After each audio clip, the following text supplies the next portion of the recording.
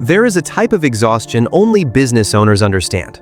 Not employees, not freelancers, business owners. It comes from building something with your own hands. Years of nights, weekends, risk. You fight to make it work. Then, one day, you realize something strange. The business works, but it cannot run without you. You open every morning. You close every night. You solve customer complaints. You fix staff mistakes. You replace the employee who called in sick. You are the final barrier between the business and chaos. Somewhere between year 3 and year 5, a quiet question appears. Is this what I built all of this for? Today on Findolax, we answer that question, not with motivation, with structure. It is called the zero-touch business model. It is the mechanism used by owners who escape operational traps and build companies that run without them. We will walk through it using the story of Elena. Her situation looks different on the surface. Bakery, consulting, online store, construction firm, but the underlying problem is identical. It is not an industry problem. It is a structural problem, and structures can be rebuilt. This is Findolax. Let's begin. Before we continue, subscribe to Findolax and turn on notifications. Every week, we break down the mechanics and psychology behind real wealth. Also, write this in the comments. Does Elena sound like someone you know or someone you are? Elena built her business over 4 years. It began as a service business. Her skill was the product. Her reputation was the brand. Clients came for her. At first, this was perfect. By year 3, the company had 6 employees, a physical location, growing demand. Annual revenue reached $340,000. From the outside, it looked like success. From the inside, it felt like a job she could never leave. She opened the business every morning, closed it every evening. Customer issue? Call Elena. New client inquiry? Ask Elena. Supplier problem? Elena handles it. Staff conflict? Elena mediates it. Everything flowed through one person. In business, there is a name for this structure: owner-dependent. It is the most common small business structure in the world. It is also the weakest, because the value of the business lives inside the owner's head, inside the owner's relationships, inside the owner's daily presence, which creates 3 problems. You cannot scale it. You cannot step away from it. You cannot sell it easily. The irony is brutal. Owner dependence usually comes from competence. Elena was good. Clients wanted her specifically. So, she became the bottleneck. Her own excellence trapped her. A job needs you. A business does not. If your company stops when you stop, you do not own a business. You own the most demanding job of your life. Except, this job has no vacation, and the boss never stops calling. Because the boss is you. The zero-touch business model solves one problem: owner dependency. The goal is simple. Remove the owner as the critical operational component. There are 5 phases. They must happen in order. Each phase removes one type of dependency. By the end, the business runs without daily owner involvement. As we move through these phases, keep Elena's company in mind. Also, keep your own business in mind, because by phase 5, you will know exactly where you stand and what your next move should be. You cannot remove yourself from work you have never defined. Phase 1 is observation. For 2 weeks, you track every task you personally perform. Not what should happen, what actually happens. Elena completed this exercise. She listed 47 tasks she handled every week. She divided them into 3 groups. Bucket 1. Only I can do this. Strategic decisions, key relationships, creative direction. Bucket 2. Someone else could do this with training. Client onboarding, supplier communication, team meetings. Bucket 3. A system could do this. Invoices, follow-up emails, booking confirmations, reports. 19 tasks landed in this 3rd bucket. tasks Elena was doing herself. Tasks software could complete automatically. When the audit finished, Elena saw the truth. Only 8 of her 47 weekly tasks required her. 39 did not. She absorbed them over time because it felt faster to do them herself.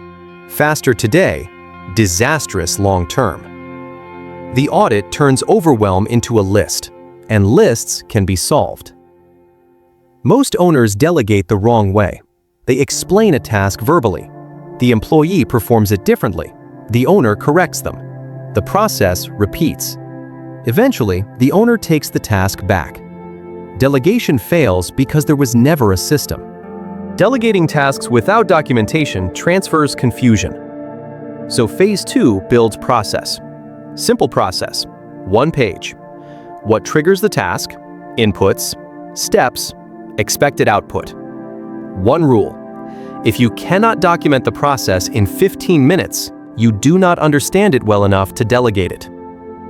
Elena built an operations playbook, 1 page per process. Screen recordings for digital work, checklists for physical work. 3 weeks later, she had 31 process documents. For the first time, the business existed outside her head. And something important happened. The company became transferable. A documented business is an asset. An undocumented business is self-employment. Bucket 3 tasks should never require human effort. They require triggers and software. Automation here produces immediate leverage. Most small businesses ignore this. 3 automation categories create the largest gains: client communication, invoicing and financial reporting, scheduling, and internal notifications. Here is what Elena automated. Client follow-up emails. Time saved, 4 hours per week. Invoice generation and payment reminders. Time saved, 3 hours per week. Late payments dropped 60%. Booking confirmations. Time saved, 2 hours per week. Automated weekly sales reports. Time saved, 90 minutes. Total cost, $48 per month. Total time recovered, 10 hours every week. 10 hours equals 520 hours per year. If Elena's time is worth $80 per hour, automation returned over $41,000 of time. For less than $600 per year, few investments outperform this. Quick question. Which phase describes your business right now? Phase 1, Phase 2, Phase 3. Write it in the comments. I read every reply. Automation removed bucket 3. Systems prepared bucket 2. Now delegation becomes possible. Elena identified 3 operational roles: client liaison, operations coordination, internal management. She did not hire 3 new employees. 1 role was restructured, 1 employee promoted, 1 part-time coordinator hired. Additional payroll cost, $2,800 per month. Tasks removed from Elena's plate, 31. Delegation followed a simple structure. Shadow, lead with support, own. The employee watches Elena perform the task 3 times. Then they perform it while she observes. Then ownership transfers completely. Quality standards stay inside the process document. Most owners fail here for one reason. They delegate responsibility, but they keep authority. They want approval on every decision, every email copied, every unusual situation escalated. That is not delegation. That is supervision. True delegation transfers outcomes within defined boundaries, mistakes included. If you remain the safety net, you remain the bottleneck. Even after automation and delegation, one category remains. Bucket 1. Work only the owner can perform. Many owners exit operations, then slowly drift back into them. They solve problems the team should solve. They attend meetings they do not need. They answer questions systems already cover. So Phase 5 defines the owner role and protects it. Elena created what she called the owner layer. 3 responsibilities. Strategy. Half a day each week reviewing numbers and making direction decisions. Key relationships. Monthly contact with the top 20% of clients. Those clients produced 68% of revenue. Product development. 4 hours each week improving the core offer.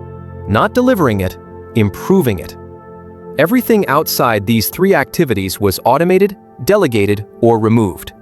Her calendar revolved around them, not the other way around.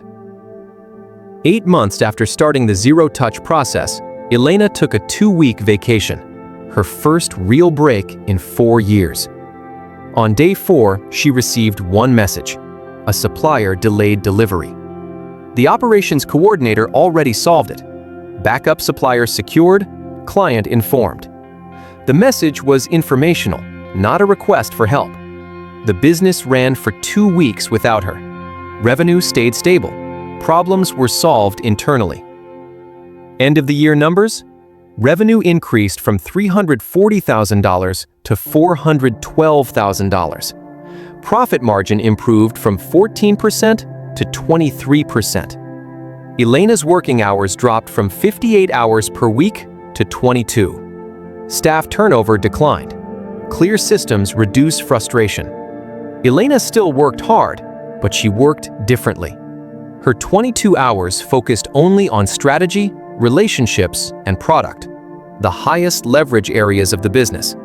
Everything else operated without her. Here is the real question. Are you the engine of your business or the architect? Those are 2 different roles. The engine keeps the company alive today. The architect determines what the company becomes. Elena spent 4 years as the engine. The zero-touch model returned her to the architect seat. You do not need to rebuild everything today. Start with the audit. One afternoon, write every task you personally perform. Place each task into 3 buckets. Only I can do this, someone else can do this, a system can do this. Then ask one honest question. Which of these truly requires me? You are not the business. You are the builder of it. Those are different things. The difference changes everything.